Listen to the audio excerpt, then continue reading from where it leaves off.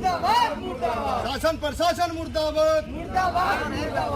राजधानी दिल्ली के निहाल बिहार इलाके में 25 वर्षीय मेकअप आर्टिस्ट रागिनी की संदिग्ध परिस्थितियों में मौत का मामला सामने आया है। परिवार ने एक युवक पर हत्या का आरोप लगाया है, जबकि पुलिस शुरुआती जांच में उसे आत्महत्या बता रही है।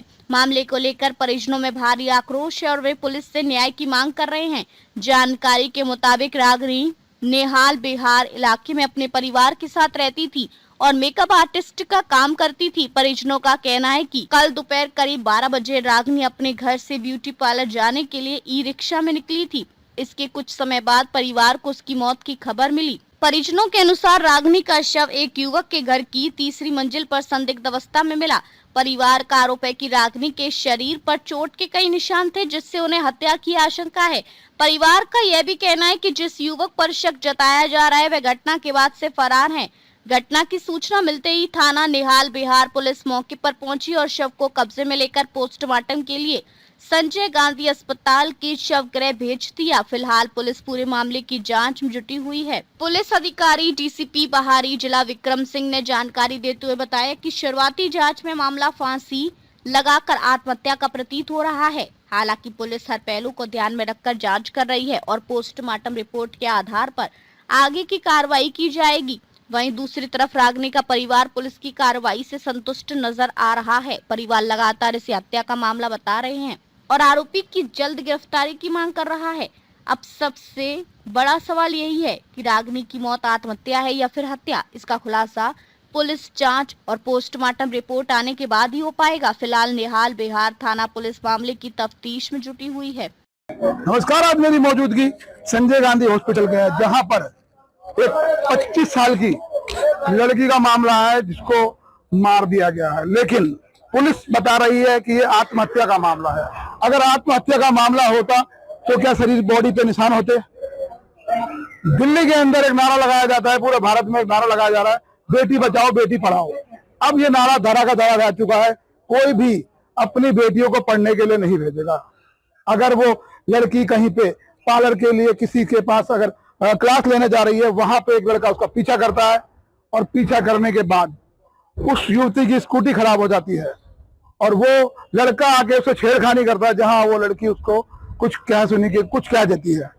इसी बात पे वो युवक उसको लेकर अपने घर चला जाता है। वहां पर उसके साथ जबरदस्ती के उसके हाथ बांधकर उसे फांसी पे लटका देता है या मार देता है। वो तो खैर अभी पुलिस की जांच के बाद ही पता लगेगा, लेकिन पुलिस इसमें जांच करने के बजाय इस मामले को दबाने की कोशिश कर रही है। पुलिस थाना निहाल बिहार की बात करूं तो इसमें जो आईए हैं, इन परिजनों का कहना है कि इस मामले को लीपापोती करके दबाने की कोशिश कर रहे हैं। आइए परिजन जुड़े हैं, इनसे पूछते हैं पूरा मामला क्या था। क्या नाम है आपका? जी, मेरा नाम कृष्णा है। आप क्या लगते हैं लड़की के? जी, लड़की के बाबा लगते हैं। मामा जी। क्या हुआ था, ये मामला कैसे हुआ था? जी, कल निकली थी घर से ब्यूटी पार्लर के लिए। उसके बाद जाने के बाद मेरे को कॉल आता है। हाँ। कॉल आने के बाद मैं पहुंचता हूँ तो वहाँ पे भीड़। कॉल किसका आया था आपके पास? जी, मेरी दूसरी वाली भाजी का आया था। मेरे को बुलाया गया था, बाबा जल्दी आओ। क्या नाम है लड़की का? लड़की का जो नाम क्या था? नाम शिवानी नाम है। घर का नाम शिवानी है और आधार कार्ड पे रवीना। आगे फिर क्या हुआ? और मैं वहां से लड़की को रूम पे से लेके जाता हूँ।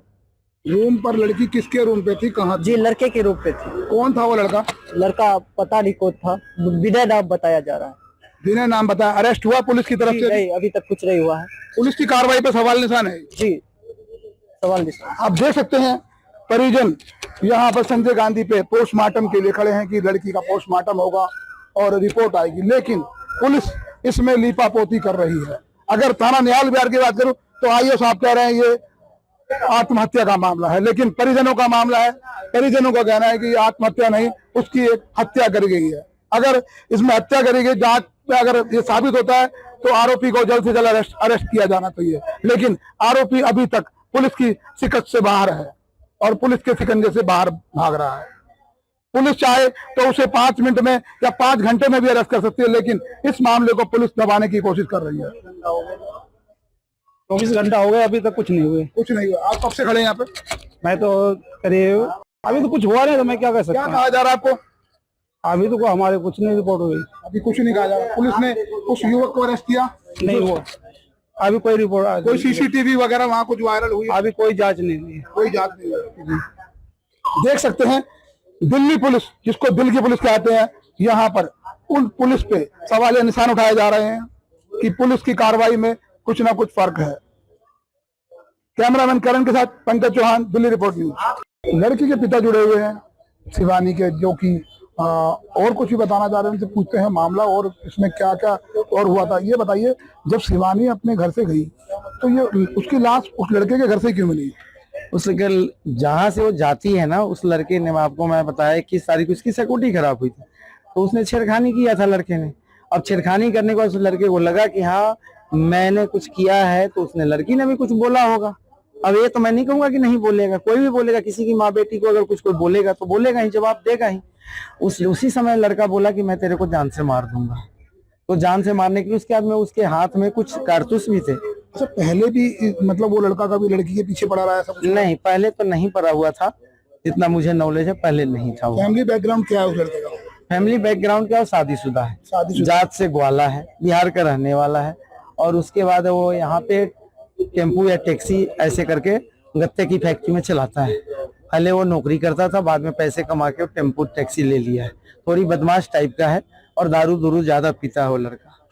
और घरवाली को मारपीट करता है कि नहीं करता है, घरवाली से दूर रहता है। वो इस मामले में फरार चल रहा है, अपने घर पे ही है? हाँ, फरार है।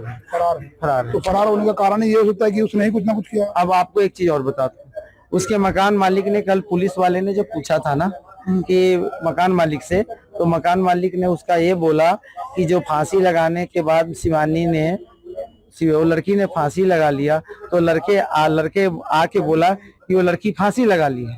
तो लड़का वहां पे अगर मान के चलिए गलती नहीं किया तो फांसी लगा दे। मकान मालिक कह रहा है कि वो क्या बोलते हैं उसको, कि थाने में जाके वो हाजिर हो जाएगा। तो क्यों भाई, जब उसने सुसाइड नहीं किया है तो क्यों हाजिर होने के लिए मकान मालिक को बोला? क्यों बोला? और दूसरी बात एक चीज और, कि लड़का रहता है, जिस लड़के के रूम में लेडीज का कपड़ा तो आ नहीं सकता है। साड़ी तो हमारी गुड़िया पहनती नहीं थी, सूट पहन के गई थी, तो फिर साड़ी से सुसाइड कैसे हुआ? तो आप बता रहे हो शादीशुदा है? लड़का तो शादीशुदा है, वो सिंगल रहता है। सिंगल रहता है? हाँ, फैमिली के साथ नहीं रहता है वो 2-3 लड़के के साथ बैच बना के रखता है, नशेड़ी है वो। देखिए, पिता का आरोप है कि लड़की के जो फांसी लगाई वो साड़ी से, गले में साड़ी मिली। तो आरोप ये सही है कि साड़ी वहाँ कहाँ से आई? कोई लड़की इनकी साड़ी तो पहनती नहीं थी, सूट सलवार पहनती थी। अब ये मामला गंभीर और गर्मा गया है, लेकिन पुलिस को इस पर जांच करनी होगी। जो लड़की के पिता हैं उनको इंसाफ चाहिए, कि सभी लोग यहाँ इंसाफ के लिए खड़े हैं। अगर पुलिस इसमें कुछ करेगी तो इंसाफ की ये गुहार कर रहे हैं। अगर पुलिस की जांच पे कोई सवालिया निशान नहीं उठता तो डीसीपी साहब को मैं यही कहना चाहूंगा, इस मामले को, ये मामला हत्या का है, इसे आत्महत्या का मामला ना बताया जाए। यहाँ के जो प्रधान जी हैं श्री राम कॉलोनी के, उनसे पूछते हैं क्या था मामला पूरा। प्रधान जी, क्या है मामला ये? कल लगभग 3-3:30 बजे के आसपास मुझे खबर मिली कि कॉलोनी में ऐसी घटना हो गई है। एक लड़की, जो हमारे विनोद भैया हैं, उनकी लड़की जो है का मर्डर कर दिया गया है। हम 1-2 लोगों को फोन करके सही जानकारी लें कि हम कहाँ जाएं, तो फिर पता लगा मुझे कि बॉडी जो है हॉस्पिटल चली गई है और हम लोग घर आ रहे हैं। फिर हम घर गए। घर पे हुआ कि सुबह 10 बजे हम लोगों को हॉस्पिटल बुलाया गया है। हम 10 बजे से यहाँ हॉस्पिटल में खड़े हैं। हमारे ऊपर दबाव बनाया जा रहा है, आपकी पोस्टमार्टम हो गया है, आप बॉडी लेकर के घर जाइए। हम बॉडी लेकर के, हमने कहा पोस्टमार्टम की रिपोर्ट कब मिलेगी? इन्होंने कहा पोस्टमार्टम रिपोर्ट 4-5 दिन लग सकता है। फिर हमने अपने सोर्सेस लगाए, लोगों से दबाव बनवाया, तो कह रहे हैं कि पोस्टमार्टम रिपोर्ट 2 घंटे में, 3 घंटे में मिल जाएगी। अब 1.5 घंटा हो गया पोस्टमार्टम रिपोर्ट मिले हुए, लगभग 1-1.5 घंटा। अब ये कह रहे हैं कि बॉडी ले जाइए आप और इसकी दाह संस्कार कीजिए, हम अपने रूटीन में कार्रवाई करेंगे। अभी तक कोई कार्रवाई नहीं हुआ। ये बॉडी आप ले जाना चाहते हैं? नहीं, हम नहीं ले जाना चाहते हैं। हम जब तक हमारा FIR लॉन्च करके कार्रवाई नहीं शुरू होगी तब तक हम बॉडी नहीं ले जाएंगे। तो ये बताइए, इस मामले में क्या एक से भी ज्यादा कोई युवक शामिल हो सकते हैं? हो सकते हैं, हो सकते हैं। किसी को आईओ का नाम क्या है इसमें? आईओ का रितेश कुमार। रितेश कुमार, आपको मतलब रितेश कुमार की तरफ से क्या आश्वासन मिला? मुझे तो रितेश कुमार जी ने यही कहा है कि हम रितेश